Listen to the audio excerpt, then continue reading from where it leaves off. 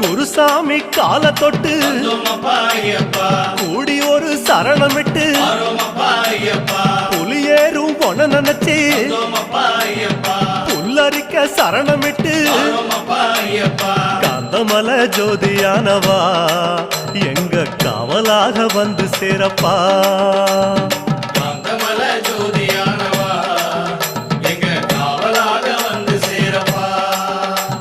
சந்நிதியில் கட்டும் கட்டி சபரிமலை காடு தேடி